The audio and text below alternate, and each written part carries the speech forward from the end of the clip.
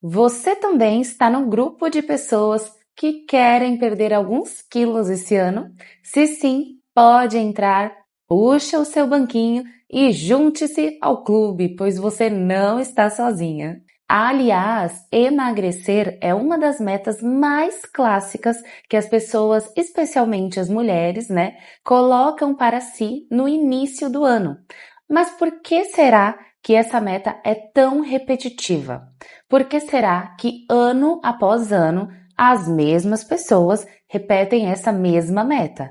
Por que será que mesmo tendo abandonado essa meta lá no decorrer do ano anterior, as pessoas sempre insistem em retomá-la lá em janeiro, depois da virada do ano seguinte, e com a certeza de que dessa vez vai ser diferente, que dessa vez vai dar certo, que agora vai. Sobre essas e outras questões, nós vamos falar nesse episódio de hoje.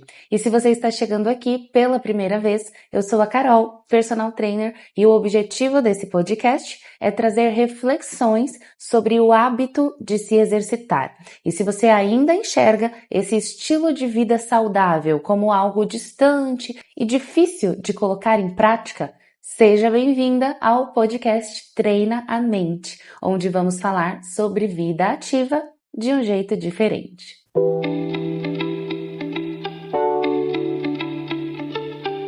E o nosso tema de hoje é traçando uma meta de emagrecimento para 2026. Antes de entrar no nosso tema propriamente dito, eu quero trazer um resumo para você do episódio anterior. Caso você não tenha escutado, nós falamos sobre o porquê eu não bati a meta esse ano. E como o próprio tema já sugere, eu trouxe 3 erros muito comuns que podem ter feito você não alcançar os seus objetivos no ano anterior. E o erro número 1 é justamente não estabelecer uma meta objetiva. Então, se você lá no início do ano passado, como muita gente também disse assim, esse ano eu quero emagrecer, mas você não definiu quantos quilos ou percentual de gordura você queria perder, você não definiu quais dias da semana você ia fazer exercício em casa ou na academia, se você não definiu qual estratégia ia usar para melhorar a sua alimentação, se você não estabeleceu períodos para verificar o seu progresso, para fazer avaliações físicas, se você não fez nada disso, você não colocou uma meta, você simplesmente tinha um desejo. O seu desejo se torna uma meta a partir do momento que você começa a definir, a planejar como vai alcançar esse objetivo. Entende a diferença? No nosso caso, estamos falando de emagrecimento, mas essa lógica serve para absolutamente tudo que a gente se propõe a fazer de novo, de diferente na nossa vida. Se você decidir, por exemplo, que quer aprender a fazer pintura em cerâmica, o exemplo mais aleatório possível, né? Mas se você decidir que quer colocar como meta esse ano aprender a fazer pintura em cerâmica, você vai ter que ir atrás de um curso ou de aulas gratuitas no YouTube ou de alguém que você conhece que já saiba fazer e possa te ensinar. Vai ter que marcar um dia com essa pessoa ou vai separar um tempo da sua semana para assistir às aulas do curso ou para assistir às aulas no YouTube. Você vai fazer uma lista de quais materiais são necessários para começar, vai investir nesses materiais, vai comprar, pagar por eles e vai tirar um tempo na semana ou no fim de semana para começar a fazer as suas primeiras peças. As primeiras talvez não fiquem tão boas assim, mas com o passar do tempo, treinando um pouco mais, você vai se aprimorando e etc. Estou usando esse exemplo bem aleatório para dizer que qualquer coisa que você vá fazer em busca de um resultado novo na sua vida vai precisar de um processo com ações bem definidas. Se você só disser, esse ano eu queria muito aprender a pintar cerâmicas, mas não fizer esses movimentos necessários para conseguir realizar esse objetivo de fato, nada vai acontecer, porque você não tem uma meta, você só tem um desejo. Entende? Esse movimento de buscar o curso, de comprar os materiais, de praticar, é o plano de ação, o plano de ação necessário para fazer com que aquele desejo se transforme, de fato, em uma meta objetiva. Objetiva e realizável. No episódio anterior, eu usei o exemplo da Maria, que queria emagrecer 12 quilos. E para isso, ela fez o plano de ação de entrar na academia e fazer dieta com uma nutricionista. E definindo esse plano de ação nos detalhes, ela traçou junto com a Nutri e com a personal o objetivo de perder esses 12 quilos em 6 meses, sendo então uma média mais ou menos de 2 quilos por mês. E ela planejou na agenda dela fazer os exercícios regularmente, 3 vezes por semana, pela manhã, logo depois que deixasse o filho na escola. E combinou de retornar com a Nutri toda última sexta-feira de cada mês.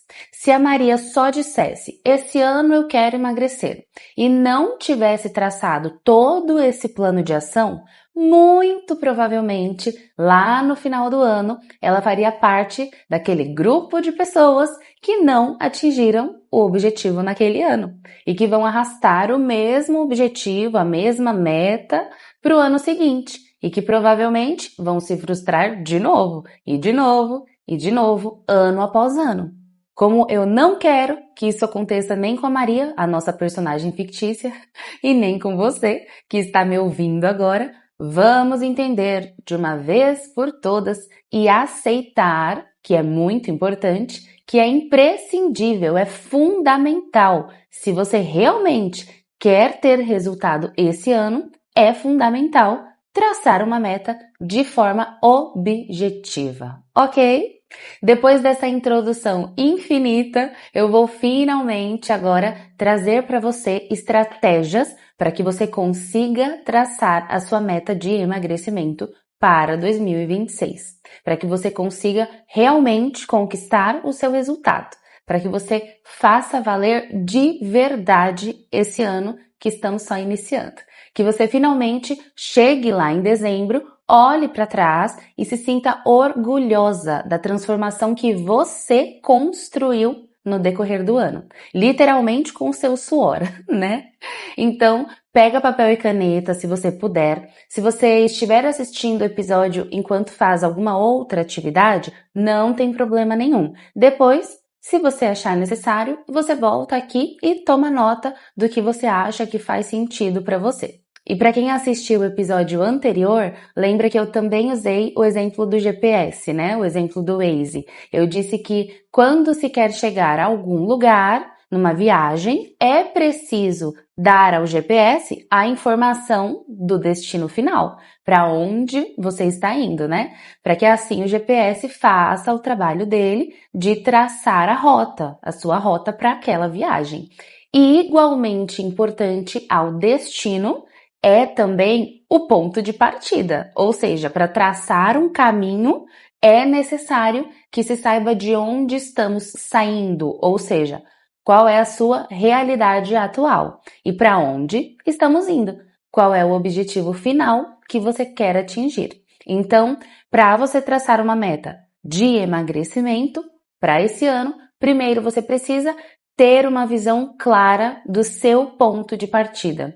E eu vou subdividir em 2 aspectos esse ponto de partida. Você vai avaliar sobre a ótica numérica e sobre a ótica logística comportamental. Você precisa avaliar os números reais, de quanto você pesa hoje, de quanto seria o ideal para você eliminar desse peso e precisa avaliar a logística da sua vida como um todo para desenvolver uma estratégia comportamental que vá te levar ao seu destino desejado. Vamos falar primeiro dessa avaliação numérica. Para definir o seu ponto de partida nessa avaliação numérica, você precisa colher os dados iniciais, que pode ser com uma pesagem simples, pode ser com uma pesagem com bioimpedância, pode ser com uma fita métrica para tirar as medidas ou tudo isso junto, que seria o ideal. Então vamos por partes falar de cada uma dessas métricas. A pesagem na balança é a forma mais simples de começar a registrar o seu ponto de partida. Ter uma balança em casa é acessível e mesmo que não seja possível agora, nesse momento, para você ter uma balança em casa, é possível fazer a pesagem em alguma farmácia próxima da sua casa. A pesagem é a forma mais democrática e mais clássica de medir o emagrecimento. Então, se você puder, adquira uma balança e faça a sua primeira pesagem, registrando o seu ponto de partida. E sobre a pesagem na balança, o ideal é que você faça a pesagem pela manhã, em jejum, logo após o primeiro xixi do dia. Nessa hora é quando temos a referência mais fidedigna possível do nosso peso real, porque no decorrer do dia, alguns fatores podem interferir no nosso peso. É normal que o peso oscile durante o dia, tanto por conta das próprias refeições que nós fazemos, quanto pelo esforço físico que você vai ter com as suas atividades diárias, pelo clima do dia, se está frio, se está muito sol, por desidratação, enfim, alguns fatores no decorrer do dia interferem no nosso peso. Então, faça sempre as suas pesagens pela manhã nessas condições para ter uma referência mais fiel do seu ponto de partida e, posteriormente, dos seus resultados.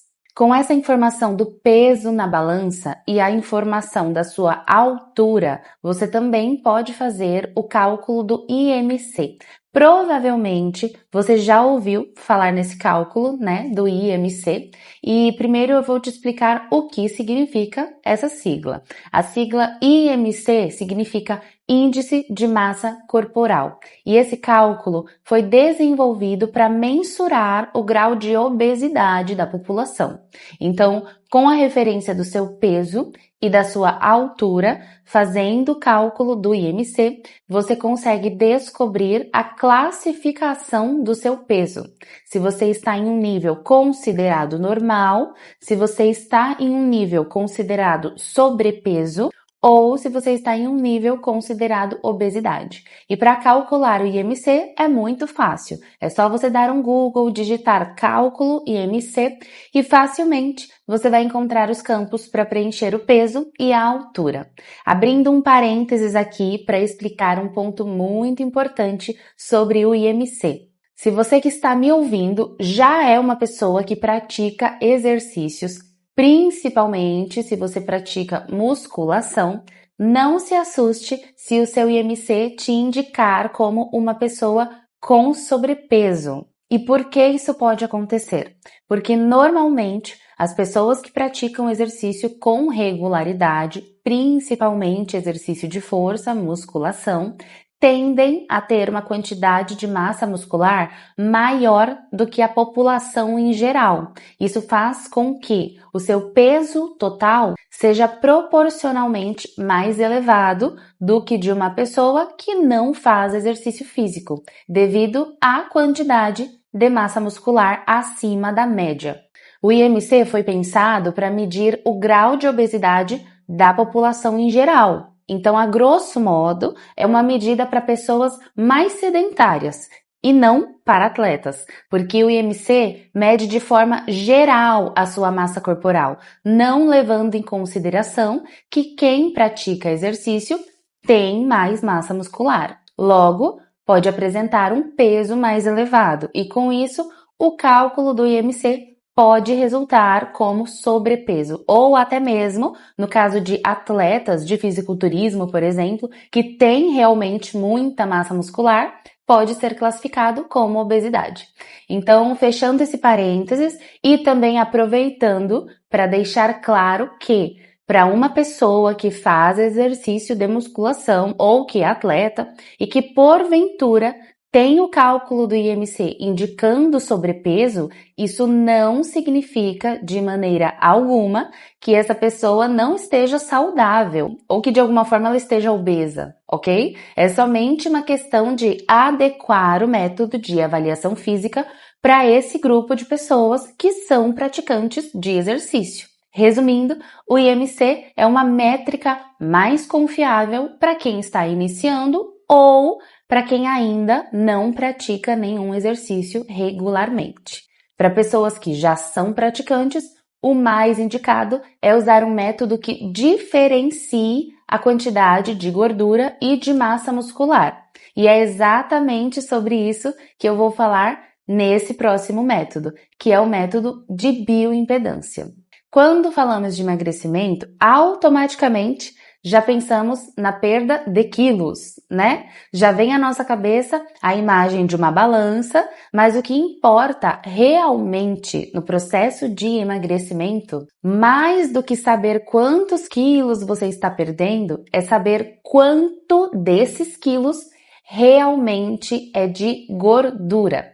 Porque nem sempre o peso que mostra na balança quando você perde alguns quilos significa que foram quilos de gordura. Você pode ter apenas se desidratado, pode ter perdido massa muscular, aproveitando para abrir um outro parênteses, dando uma pincelada polêmica no assunto das canetinhas. Quem perde peso muito rápido com esses métodos de medicação ou até mesmo sem medicação, mas com aquelas dietas malucas, simplesmente parando de comer e não praticando exercício de força, essas pessoas têm uma tendência maior de perder massa muscular, além de perder a gordura. Nós vamos deixar esse assunto das canetas para um outro episódio, ok?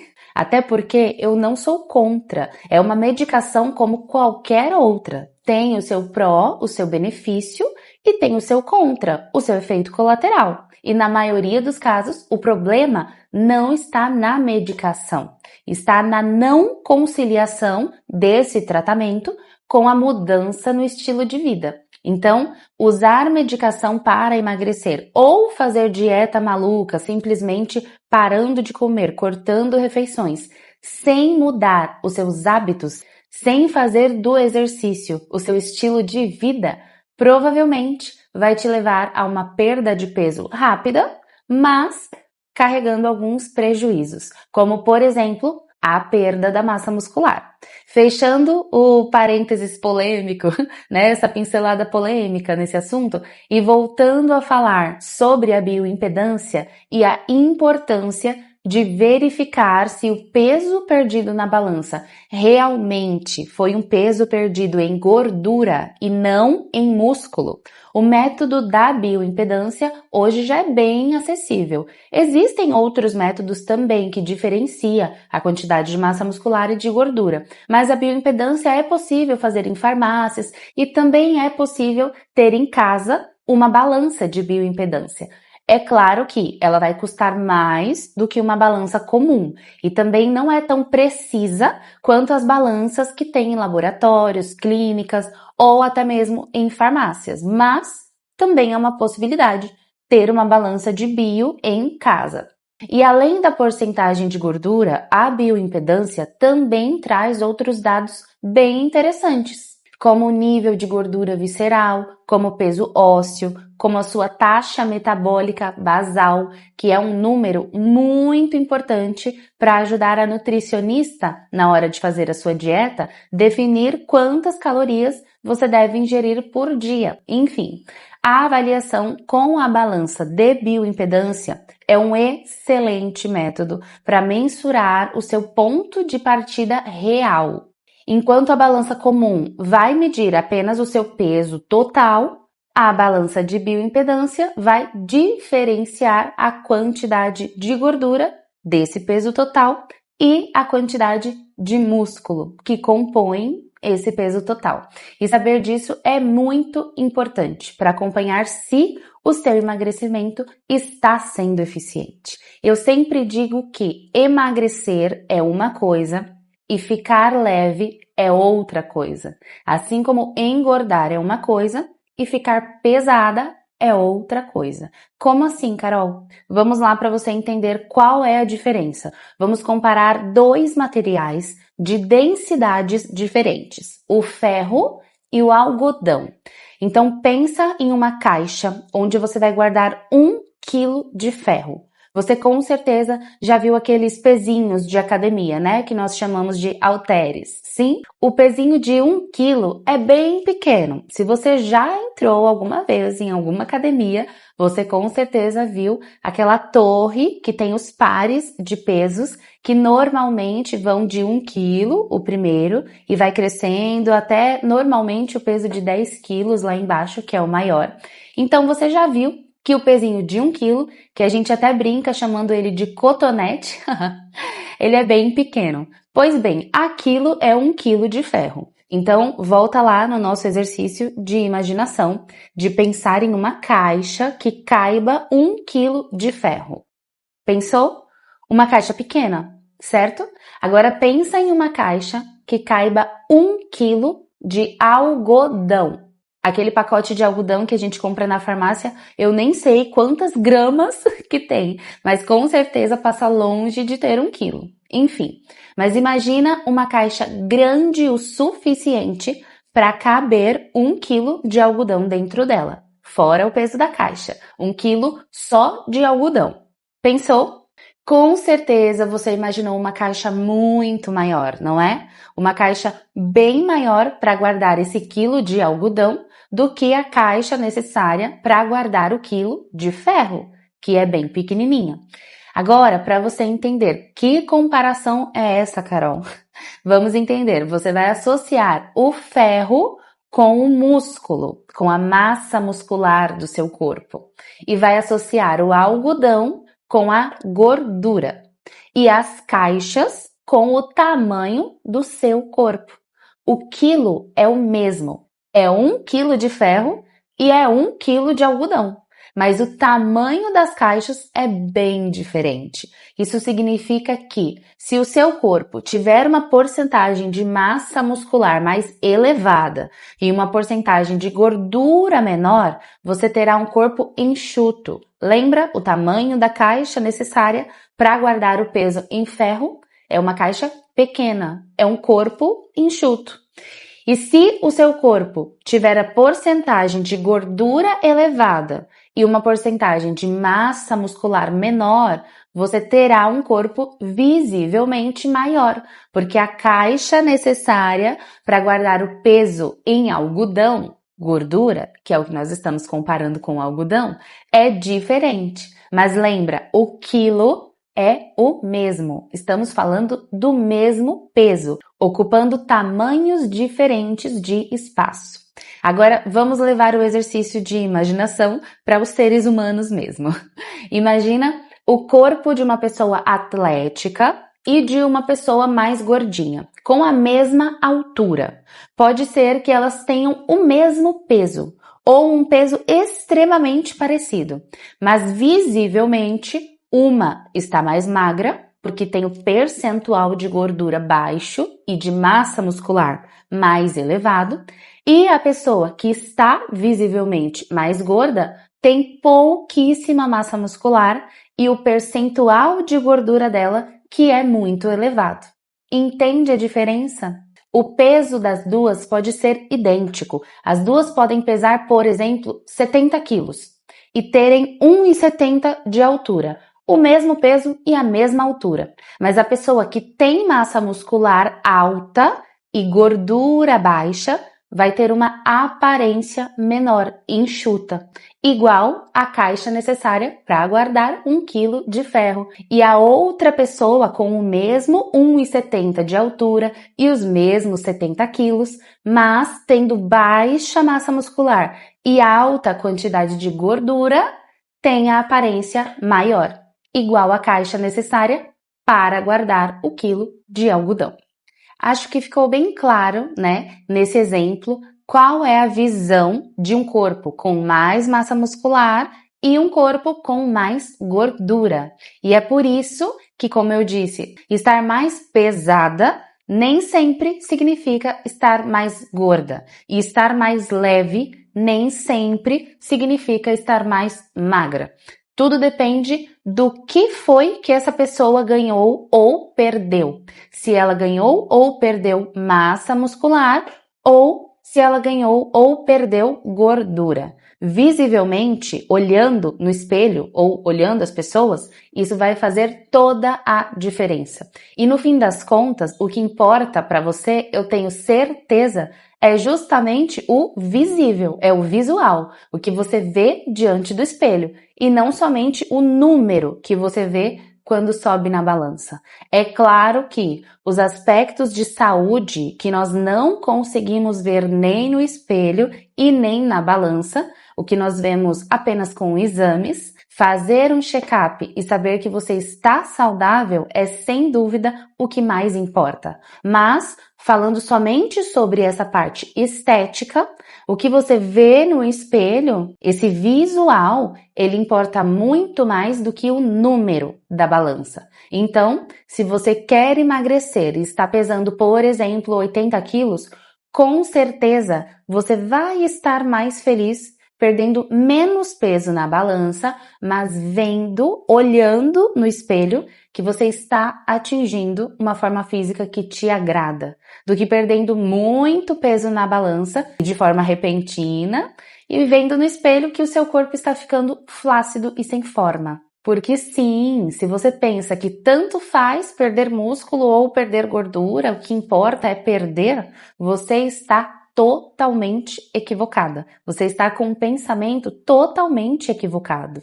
Porque faz sim muita diferença emagrecer perdendo apenas gordura e preservando a massa muscular, se possível, até ganhando mais. E isso eu sinto te informar, na verdade eu não sinto não, eu acho ótimo te informar isso. Você só vai conseguir emagrecer perdendo apenas gordura e preservando a sua massa muscular se estiver fazendo exercícios. E claro, se alimentando corretamente. Nem a mais e nem a menos, mas com o que você realmente precisa ingerir diariamente. Esse é o único caminho. E ponto final. Pesou um pouco o clima, né? Então vamos lá, vamos voltar a falar sobre os métodos de avaliação que você pode fazer para marcar o seu ponto de partida, para registrar esse momento onde você está dando finalmente início à sua viagem para o destino do emagrecimento. Você também pode fazer fotos e pode tirar medidas. Para fazer essas marcações de fotos e medidas, é mais fácil tendo o auxílio de uma outra pessoa. E lá vão as dicas, primeiro sobre as fotos. Quando você for fazer aquelas fotos de antes e depois, de frente, de lado e de costas, sabe? Procure sempre um local iluminado e um fundo neutro, sem interferência de objetos. O ideal é estar em uma parede de cor lisa, que fique de frente para uma janela, de frente para uma entrada de luz natural. Prefira também roupas de cor neutra sem estampas, para que o foco realmente seja o seu corpo e como você está iniciando esse processo. As roupas muito estampadas ou coloridas roubam um pouco desse foco no seu corpo. Então, prefira aquele pretinho básico, um shorts e um top pretos, são bem coringa para fazer essas fotos, não tem erro e vão ficar ótimas essas fotos de antes e depois. Lembre de sempre utilizar as mesmas roupas. E se você não se sentir confortável em fazer fotos assim, você pode também escolher uma roupa que você gosta, mas que hoje está apertada em você. Seja uma calça jeans, um vestido, enfim, qualquer roupa que você goste e que você hoje não consegue mais usar porque ela está ficando muito apertada.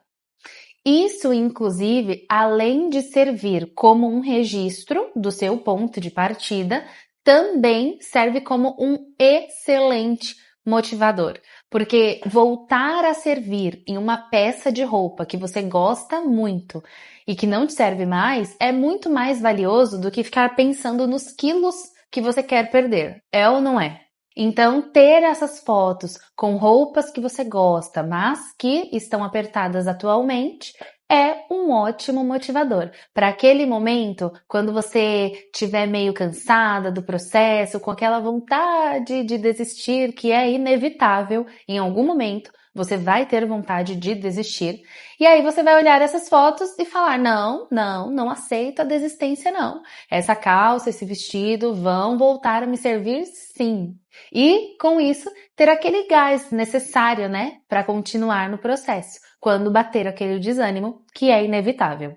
Se alguém for te ajudar a tirar essas fotos, peça para a pessoa posicionar a câmera mais ou menos na altura do seu peito, para você ter uma imagem proporcional. Se a pessoa segurar a câmera numa altura mais próxima do seu rosto, você pode ter uma imagem distorcida, deixando a parte superior do seu corpo mais volumosa. Então, para evitar isso e tirar uma foto bem fidedigna do seu ponto de partida, peça para quem for tirar posicionar a câmera nessa altura aqui do peito, mais ou menos. E as medidas que você pode fazer também com a fita métrica pode ser feita por você, mas com o auxílio de outra pessoa, certamente será mais fácil. Se você for fazer em você mesma, tire a medida da região do seu abdômen, usando a linha do umbigo como referência. Essa é a forma mais fácil de fazer a medida sozinha. Vá de frente para um espelho, você posiciona a fita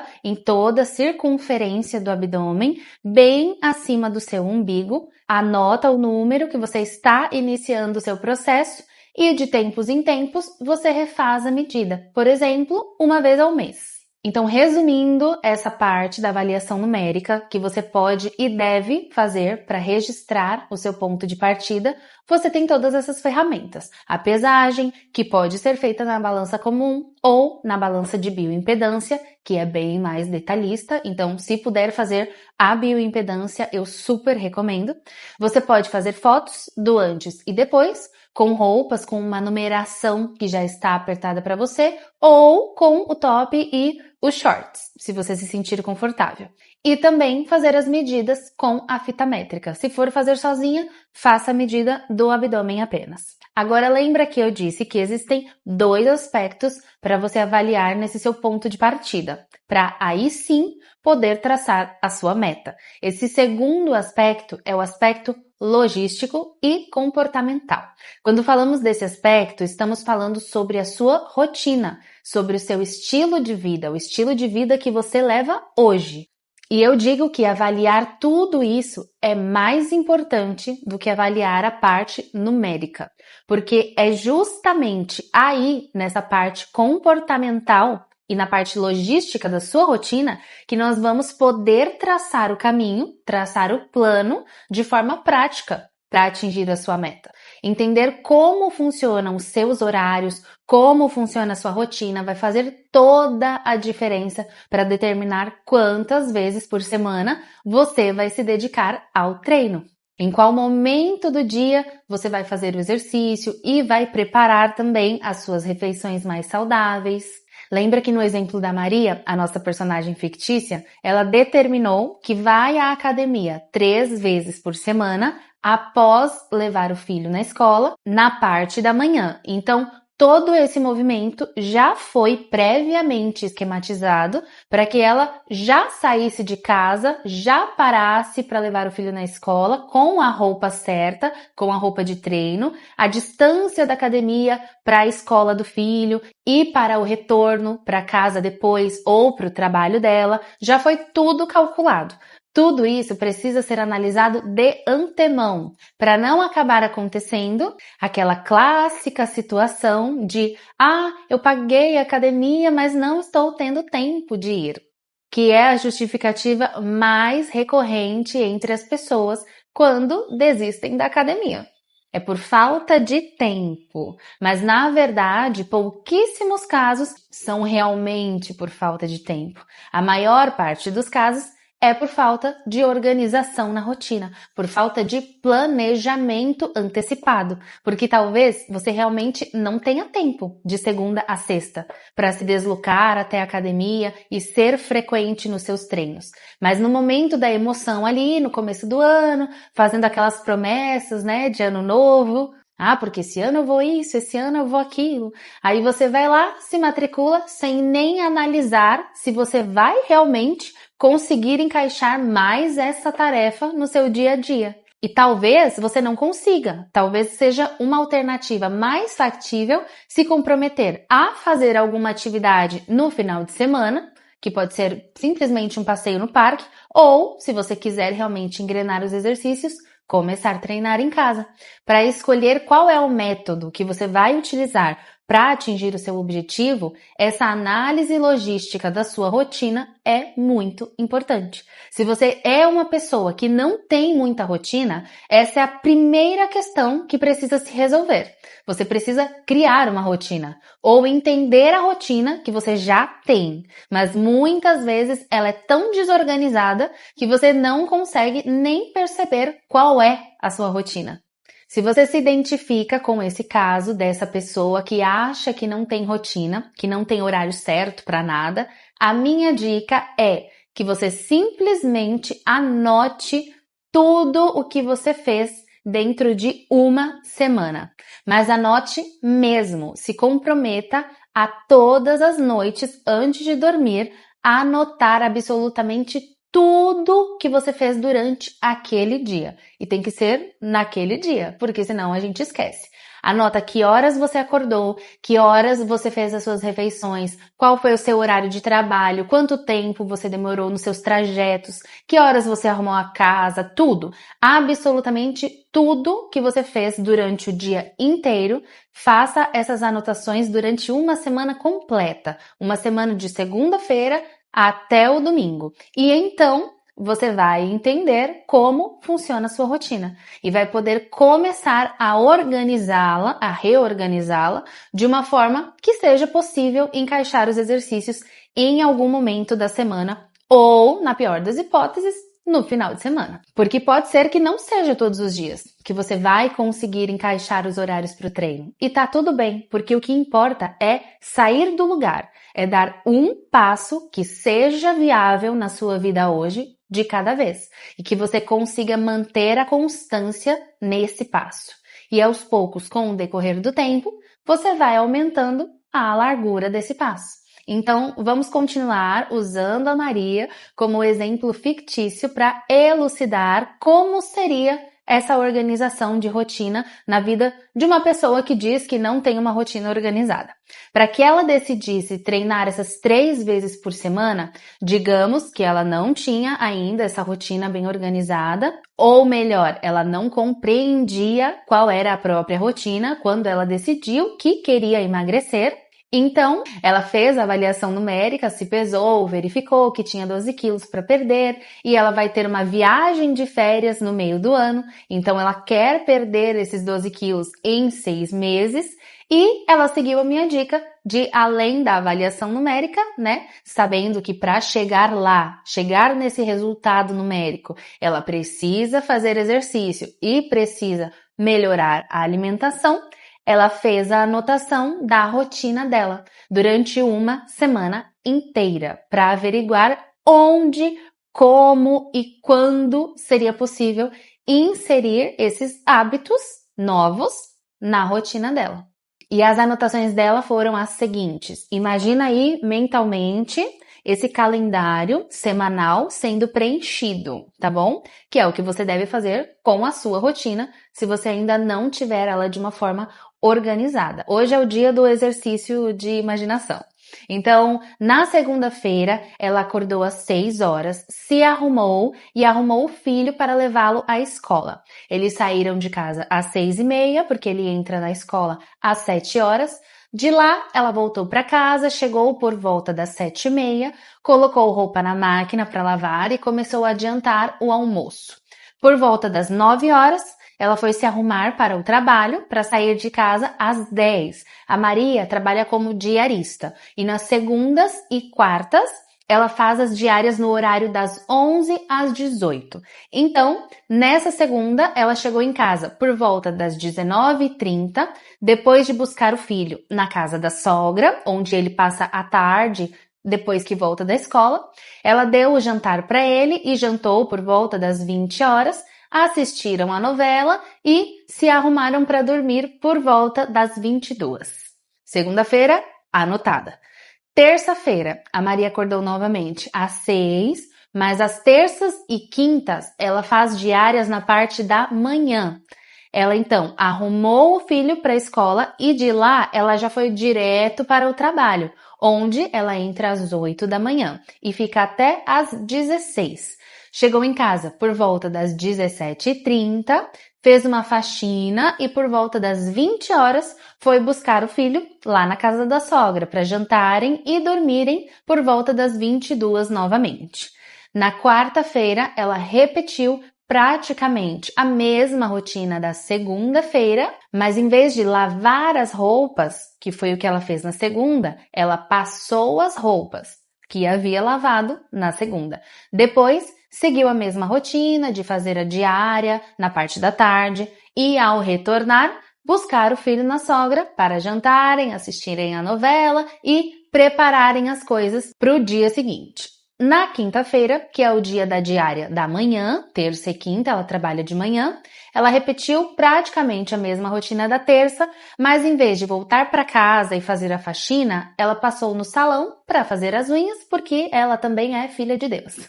Depois, repetiu a mesma rotina de buscar o filho na sogra, jantarem, assistirem a novela e se prepararem para dormir. E na sexta-feira, ela acordou no mesmo horário de manhã, levou o filho na escola e de lá ela foi ao mercado fazer as compras dos alimentos da semana e fazer as compras dos doces que ela produz na sexta-feira. Na sexta-feira, a Maria não trabalha fora, mas ela faz doces para que a irmã venda na faculdade como renda extra. Então, logo depois do mercado, ela foi para casa fazer os doces, ficou por conta disso o dia inteiro, a tarde inteira, e depois à noite repetiu a mesma rotina de buscar o filho na sogra, de jantarem juntos, assistirem a novela e se prepararem para dormir.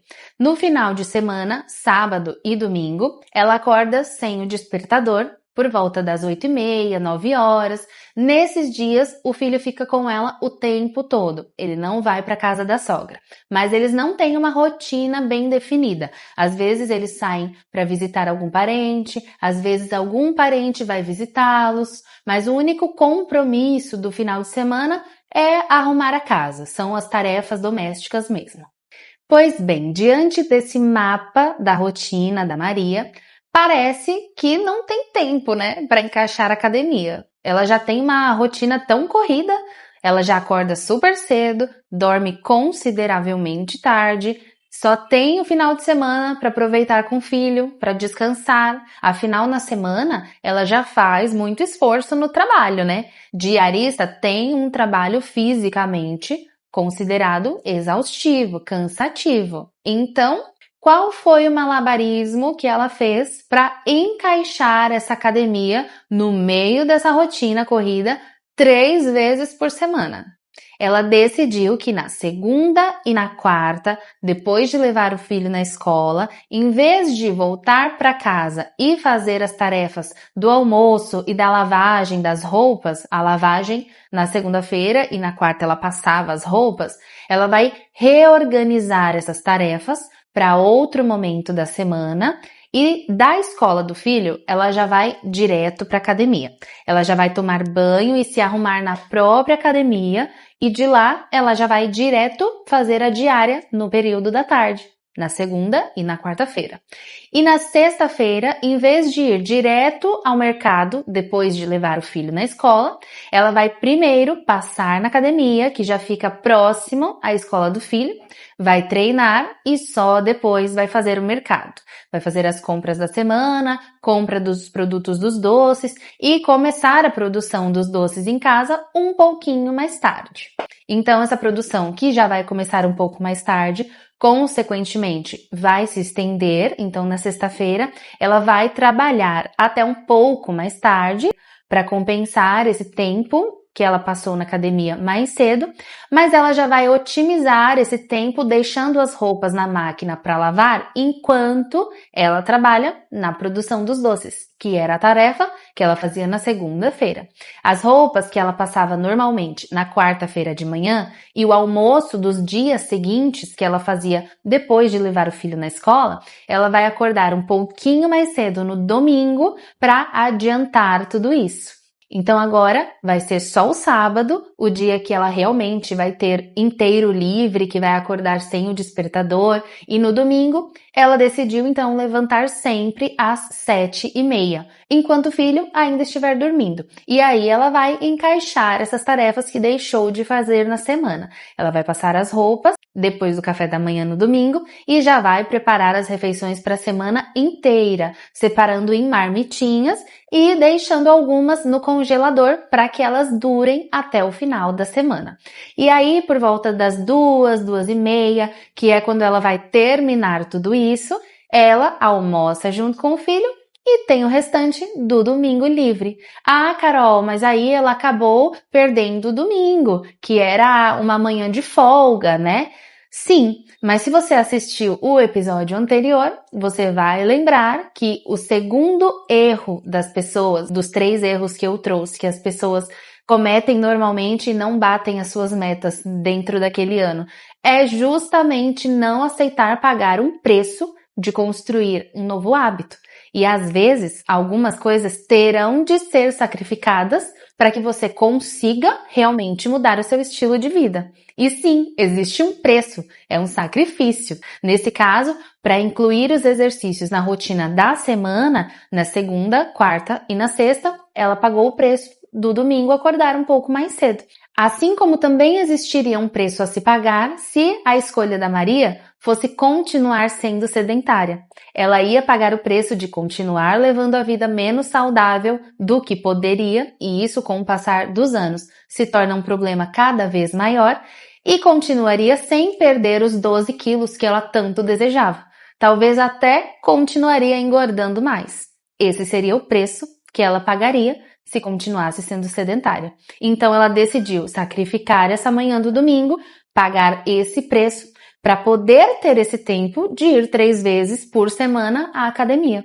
Porque na avaliação subjetiva de valores para ela, dormir até mais tarde no domingo não valia mais do que conseguir emagrecer. Entende? Tudo é uma questão de analisar o que tem mais valor para você. Não tem certo ou errado. É o seu momento de vida e aquilo que você dá mais valor naquele momento.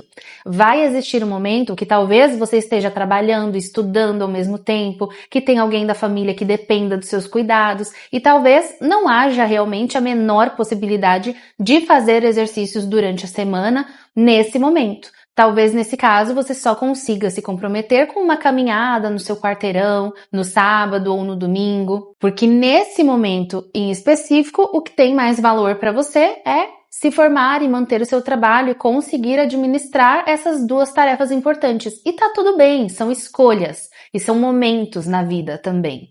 O que não dá é para você sempre colocar o seu estilo de vida como uma pessoa sedentária como o padrão da sua vida para sempre, porque uma hora, inevitavelmente, a conta chega. E quando ela chega em forma de doença, em forma de indisposição extrema, daquela fadiga mental que impede você de fazer qualquer coisa com qualidade. Seu estudo, o seu trabalho, em algum momento, a falta de uma vida ativa vai atrapalhar outros aspectos da sua vida. Enfim, voltando só para fechar então esse exemplo da Maria, ela analisou honestamente a rotina dela, decidiu pagar o preço de sacrificar esse período da manhã do domingo para conseguir abrir esse espaço de 3 vezes por semana para a academia, e é exatamente isso que eu te aconselho a fazer em primeiríssimo lugar, avaliar a sua rotina e entender quantos dias da semana e quanto tempo, quantos minutos você pode se dedicar aos exercícios. Um outro ponto muito importante também é avaliar um tempo para preparar as suas refeições. Qual é a sua realidade? Você costuma comer fora? Você mesma prepara as suas refeições? Ou alguém prepara para você? Você compra comida pronta? Existem boas escolhas em qualquer modelo. Se você come fora, no mesmo restaurante que vende uma lasanha, uma macarronada, também vende com certeza uma salada com um grelhado. Vende que eu sei. Se você compra comida pronta, no mesmo aplicativo que você compra os fast foods da vida, né? Os doces, os hambúrgueres, enfim, ou da mesma empresa que você compra embutidos, esse tipo de comida industrializada, você também pode comprar comidas mais naturais, comprar marmitas fit.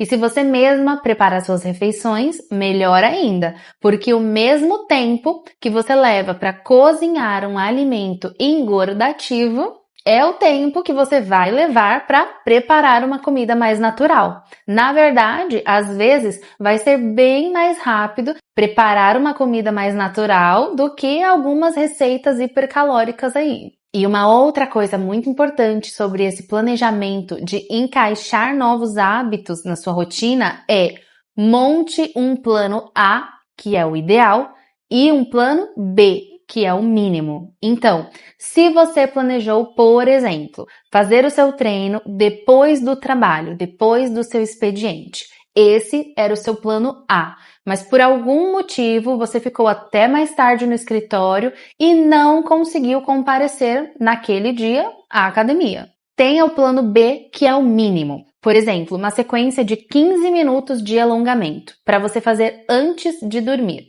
Por mais que o seu dia tenha sido corrido, você é capaz de cumprir esse mínimo. Então, no dia que, por qualquer motivo, não for possível fazer o ideal, que é o plano A, você tem esse plano B, para minimizar o prejuízo de não ter cumprido a tarefa daquele dia.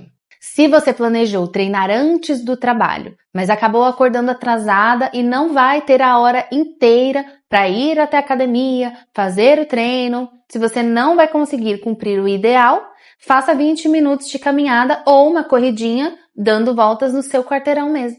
Tenha sempre o plano B. Se você não tem uma hora, mas tem 20 minutos, faça o que você puder, uma coisa mais prática, nesses 20 minutos. Tenha esse plano B para os dias que não for possível fazer o ideal, porque fazer o mínimo é bem melhor do que não fazer nada. E depois que você avaliar toda a sua rotina, traçar a sua meta de frequência nos exercícios, organizar o preparo das suas refeições de forma mais saudável, obviamente, criar o seu plano A e criar o seu plano B, faça reavaliações mensais, semanais, diárias do seu comportamento diante desse plano de ação. Tenha o controle do quanto você está conseguindo ou não seguir com o seu plano A. Porque se de repente você não estiver conseguindo, na maioria das vezes, cumprir o plano A, pode ser um sinal de que você tenha superestimado as suas condições nesse momento. Por exemplo, se você tiver planejado como plano A, ir à academia 5 vezes por semana, de segunda a sexta. Mas no primeiro mês você faltou de 2 a 3 vezes toda semana, acabando tendo sempre de fazer o plano B. Talvez seja o caso de baixar a régua nesse início e se propor a fazer um plano A onde você se compromete a fazer exercícios 2 vezes na semana, que é aquilo que você consegue garantir, uma meta que você realmente consegue cumprir. E aos poucos, quando isso já estiver bem incorporado na sua rotina, aí sim, você aumenta a meta para 3 vezes, 4 vezes e aí sim chega nas 5 vezes por semana. Entende? Então, quando você for reavaliar no final da semana ou no final do seu mês, quantas vezes você conseguiu cumprir o que você se propôs a fazer e percebeu que você fez muito menos do que gostaria, não desista. Não abandone o processo, dizendo, eu sabia que eu não ia conseguir mesmo. Não faça isso. Faça uma readequação, faça uma mudança de rota. Coloque metas mais realistas para o seu momento. Só não deixe de caminhar. Não se deixe estagnar voltando a estaca zero naquela condição de pessoa sedentária. Dê o seu melhor para fazer o planejado, mas se você não conseguir, por qualquer razão, planeje novamente. Não é demérito algum abaixar um pouco as nossas expectativas, até mesmo a nossa ansiedade em prol de conseguir realmente cumprir aquilo que você se propõe a fazer. Porque muitas vezes temos essa ânsia de querer transformar as coisas do dia para a noite, sendo que não foi do dia para a noite que nós construímos o cenário atual. E é claro que sim, nós queremos ver os resultados chegando, você quer ver a mudança acontecendo, mas quando nós estamos falando de uma mudança permanente, as coisas funcionam assim, devagar, um passo de cada vez, com calma. Calma e constância, porque o objetivo não é chegar no peso ideal e pronto, quando eu bater a minha meta, aí eu já posso voltar ao normal, voltar para minha vida, minha alimentação toda esculhambada como era antes. Claro que não. A ideia é realmente mudar o seu estilo de vida para sempre, até chegar naquele ponto onde você não acha mais difícil se alimentar bem, você nem chama mais a sua alimentação de dieta. É apenas a sua alimentação, que você transformou em um cardápio mais saudável. Até chegar naquele momento onde fazer exercício é tão natural quanto levantar de manhã e escovar os dentes. Porque essa, inclusive, é a definição de um hábito. É aquilo que você faz de forma natural e automática, sem precisar pensar de forma prolongada sobre fazer ou não aquilo. Você não levanta de manhã e fica pensando, será que eu vou escovar os dentes? Não, você levanta e vai. E é assim, aos poucos, que essa nova rotina, incluindo os exercícios de forma regular e essa alimentação saudável, é aos poucos que essa nova rotina vai se transformando em um hábito automático na sua vida. Portanto, não se renda ao imediatismo, não se renda à pressa de chegar no peso ideal, porque esse não é o fim. A manutenção desse novo corpo vai ser para sempre. Por isso, não tenha pressa, querendo fazer tudo o que você não fez até hoje em uma semana. Eu vou começar agora e todos os dias vou passar 3 horas na academia. Isso não vai ser sustentável. Encaixe na sua rotina de uma forma realista e vá sempre reavaliando de tempos em tempos o que de fato você realmente está conseguindo manter com constância e o que você talvez precisa rever e criar uma nova estratégia. Lá na minha plataforma de treinos em casa, no Calendária, eu disponibilizo um modelo de calendário personalizado para que as alunas preencham com uma bolinha verde o dia que elas conseguiram cumprir a tarefa do dia e preencham com uma bolinha vermelha o dia que elas não conseguiram cumprir a tarefa do dia por qualquer motivo. Isso ajuda elas a visualizarem no final do mês se o plano delas de treinar 3 vezes por semana, por exemplo, está sendo realista ou não.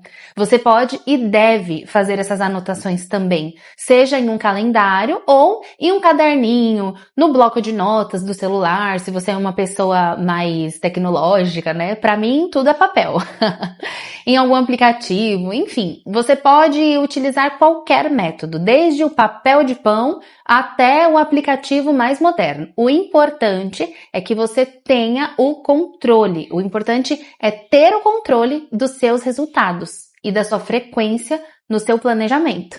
E para fechar esse episódio, eu vou te dar 2 dicas muito importantes, talvez as mais importantes de todas. A primeira é: não foque nas metas numéricas, foque nas metas comportamentais, pois a primeira é uma consequência da segunda e não ao contrário.